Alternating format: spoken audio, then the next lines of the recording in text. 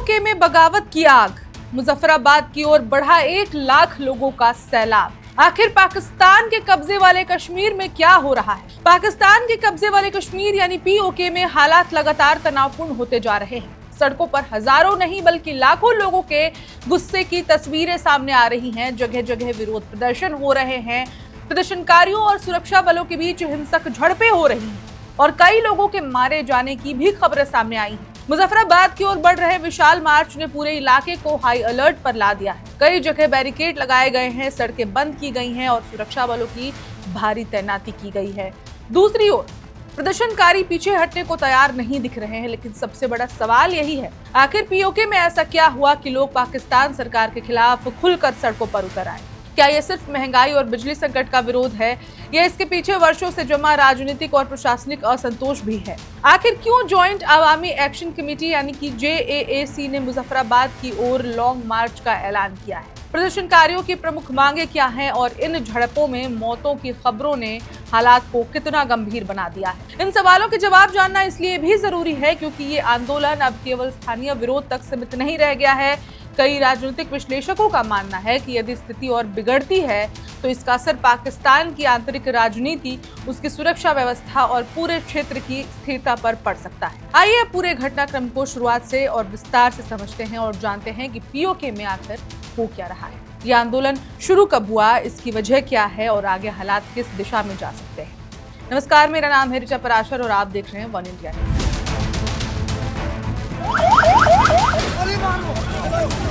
दरअसल इस आंदोलन की अगुवाई जॉइंट अवामी एक्शन कमेटी यानी कि JAAC कर रही है। ये संगठन पिछले काफी समय से पीओके में लोगों के आर्थिक, सामाजिक और राजनीतिक अधिकारों की मांग उठा रहा है। संगठन का कहना है कि पाकिस्तान सरकार लगातार इस क्षेत्र की अनदेखी कर रही है और स्थानीय लोगों की समस्याओं का समाधान नहीं कर रही है। हाल के महीनों में महंगाई, बिजली संकट, बेरोजगारी और आवश्यक वस्तुओं की बढ़ती कीमतों ने लोगों को उनका गुस्सा और बढ़ा दिया। लोगों का आरोप है कि पीओके में बिजली का उत्पादन होने के बावजूद स्थानीय नागरिकों को महंगी बिजली खरीदनी पड़ रही है। गेहूं और अन्य जरूरी सामानों की कीमतों में भी लगातार बढ़ोतरी ने आम लोगों का जीवन और कठिन बना दिया है। इन्हीं मुद्दों को लेकर JAAC ने पाकिस्तान सरकार को 14 जुलाई तक का अल्टीमेटम दिया था। संगठन ने साफ कहा था कि यदि उनकी मांगे नहीं मानी जाती हैं तो 15 जुलाई को मुजफ्फराबाद की ओर विशाल लॉन्ग मार्च निकाला जाएगा। सरकार और प्रदर्शनकारियों के बीच बातचीत का कोई ठोस नतीजा नहीं निकला। इसके बाद आंदोलन ने उग्र रूप लेना शुरू कर दिया। रिपोर्ट्स के मुताबिक मंगलवार से ही पीओके के कई इलाकों में तनाव बढ़ गया था। रावलकोट के बाहरी इलाके मुत्याल मेरा में सुरक्षा बलों ने एक घर पर छापा मारा। अधिकारियों का दावा था कि उन्हें सूचना मिली थी कि वहां हथियार और गोला बारूद जमा किया गया है, लेकिन JAAC ने इन आरोपों को पूरी तरह खारिज कर दिया। संगठन का कहना है कि ये कार्रवाई आंदोलन को कुचलने की कोशिश थी और शांतिपूर्ण प्रदर्शनकारियों को निशाना बनाया गया।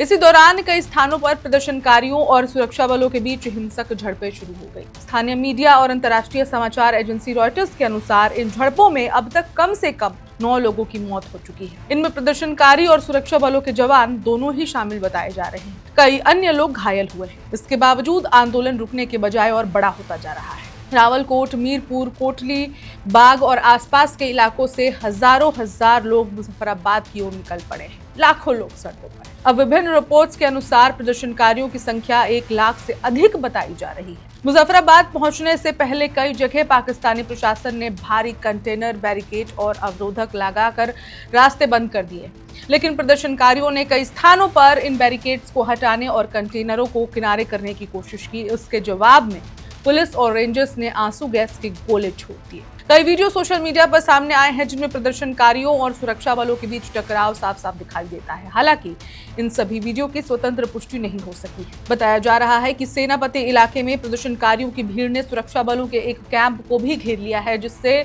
इलाके में तनाव और बढ़ गया है। स्थिति को देखते हुए मुजफ्फराबाद शहर को लगभग सुरक्षा के घेरे में तब्दील कर दिया गया है। शहर की ओर आने वाले प्रमुख रास्तों पर सेना और अर्धसैनिक बलों की अतिरिक्त तैनाती की गई है। कुछ रिपोर्ट्स में दावा किया गया है कि वाहनों को रोकने के लिए कई स्थानों पर सड़कें खोद दी गई हैं और गहरी खाइयां बनाई गई हैं ताकि प्रदर्शनकारी राजधानी तक ना पहुंच सके। तो अब सवाल यह है कि आखिर प्रदर्शनकारियों की मुख्य मांगे क्या है? जेएसी का कहना है कि उनकी लड़ाई केवल महंगाई तक सीमित नहीं है। संगठन सस्ती बिजली, आवश्यक खाद्य पदार्थों पर सब्सिडी, स्थानीय संसाधनों पर स्थानीय लोगों का अधिकार, रोजगार के अवसर, प्रशासनिक पारदर्शिता और लोगों के साथ कथित भेदभाव समाप्त करने जैसी मांगे उठा रहा है। प्रदर्शनकारियों का आरोप है कि पीओके के प्राकृतिक संसाधनों का लाभ स्थानीय जनता को नहीं मिल रहा, जबकि आर्थिक बोझ लगातार उन्हीं पर डाला जा रहा है। राजनीतिक विश्लेषकों का कहना है कि ये आंदोलन केवल आर्थिक असंतोष नहीं बल्कि शासन व्यवस्था के प्रति बढ़ते अविश्वास का भी संकेत है। उधर पाकिस्तान सरकार और सुरक्षा एजेंसियों का कहना है कि कानून व्यवस्था बनाए रखना उनकी जिम्मेदारी है और किसी भी प्रकार की हिंसा या सार्वजनिक संपत्ति को नुकसान पहुंचाने की अनुमति नहीं दी जा सकती। सरकारी सूत्रों का दावा है कि कुछ प्रदर्शनकारी हथियारों के साथ मौजूद थे, जबकि जेएसी इन आरोपों को पूरी तरह राजनीतिक बताते हुए खारिज कर रहा है। यही वजह है कि दोनों पक्षों के दावे अलग अलग हैं और घटनाओं की कई जानकारियां उनकी स्वतंत्र पुष्टि अभी तक नहीं हो पा रही है। विशेषज्ञों का मानना है कि यदि ये आंदोलन लंबा चलता है तो इसका असर केवल पीओके तक सीमित नहीं रहेगा बल्कि पाकिस्तान की आंतरिक राजनीति पर भी पड़ सकता है। इस समय पाकिस्तान पहले से आर्थिक संकट, राजनीतिक अस्थिरता और सुरक्षा चुनौतियों से जूझ रहा है। ऐसे में पीओके में बड़े पैमाने पर जारी आंदोलन सरकार के लिए नई चुनौती बन सकता है। फिलहाल मुजफ्फराबाद की ओर मार्च जारी है, सुरक्षा बल हाई अलर्ट पर हैं और पूरे घटनाक्रम पर देश विदेश की नजर बनी हुई है। तो सबसे बड़ा अब सवाल यही है कि क्या पाकिस्तान सरकार प्रदर्शनकारियों से बातचीत का रास्ता अपनाएगी? क्या जेएसी अपनी मांगों पर अडिग रहेगा या फिर ये टकराव और अधिक हिंसक रूप ले सकता है? इन सभी सवालों के जवाब आने वाले दिनों में सामने आएंगे, लेकिन इतना जरूर साफ है कि पाकिस्तान के कब्जे वाले कश्मीर में उभरता ये आंदोलन अब केवल स्थानीय विरोध प्रदर्शन नहीं रह गया है। ये आर्थिक संकट, राजनीतिक असंतोष और प्रशासनिक नीतियों के खिलाफ जनता के बढ़ते आक्रोश का बड़ा प्रतीक बन चुका है। आने वाले दिनों में मुजफ्फराबाद और पूरे पीओके की स्थिति किस दिशा में जाएगी, इस पर पूरे क्षेत्र की नजर टिकी हुई है। अब सबसे बड़ा सवाल ये भी है कि क्या पाकिस्तान के कब्जे वाले कश्मीर में उठी ये चिंगारी एक बड़े राजनीतिक आंदोलन का रूप लेगी या फिर पाकिस्तान सरकार बल प्रयोग के जरिए इसे दबाने में सफल हो पाएगी। फिलहाल जिस तरह 1 लाख से अधिक प्रदर्शनकारियों के मुजफ्फराबाद की ओर बढ़ने, सुरक्षा बलों के साथ हिंसक झड़पों और कई लोगों की मौत की खबरें सामने आई हैं, उसने पूरे क्षेत्र की और उसकी स्थिति को बेहद संवेदनशील बना दिया है। हालांकि अलग अलग पक्षों के दावों और हताहतों की आंकड़ों की स्वतंत्र पुष्टि अभी तक नहीं हो सकी है, इसलिए आने वाले दिनों में आधिकारिक जांच और घटनाक्रम पर भी नजर रखना बेहद जरूरी रहेगा। राजनीतिक विश्लेषकों का मानना है कि यदि ये आंदोलन लंबा खिंचता है तो इसका असर केवल पीओके तक सीमित नहीं रहेगा। इससे पाकिस्तान की आंतरिक राजनीति, उसकी सुरक्षा व्यवस्था और अंतर्राष्ट्रीय स्तर पर उसकी छवि पर भी प्रभाव पड़ सकता है। दूसरी ओर यदि सरकार प्रदर्शनकारियों की कुछ प्रमुख मांगों पर बातचीत के लिए तैयार होती है तो तनाव कम होने की संभावना भी बन सकती है। तो अब सबकी नजर मुजफ्फराबाद की सड़कों पर है। क्या प्रदर्शनकारी अपनी मांगों को मनवाने में सफल होंगे? क्या पाकिस्तान सरकार बातचीत का रास्ता चुनेगी या सख्त कार्रवाई जारी रखेगी? क्या ये आंदोलन केवल आर्थिक अधिकारों तक सीमित रहेगा या फिर राजनीतिक स्वायत्तता और शासन व्यवस्था को लेकर और बड़ा रूप ले लेगा? इन सभी सवालों के जवाब आने वाले दिनों में सामने आएंगे। फिलहाल इतना तय है कि पाकिस्तान के कब्जे वाले कश्मीर में पैदा हुआ ये संकट केवल एक स्थानीय विरोध प्रदर्शन नहीं रह गया है। ये पाकिस्तान के प्रशासन, उसकी नीतियों और पीओके में वर्षों से जमा असंतोष की सबसे बड़ी परीक्षा बन चुका है। पूरे दक्षिण एशिया की नजर अब इस घटनाक्रम पर टिकी हुई है, क्योंकि यहाँ की हर नई हलचल क्षेत्रीय सुरक्षा और राजनीतिक अस्थिरता और स्थिरता उसकी रूपरेखा हो सकती है। इस खबर में इतना ही। नई अपडेट्स पर हमारी नजर है।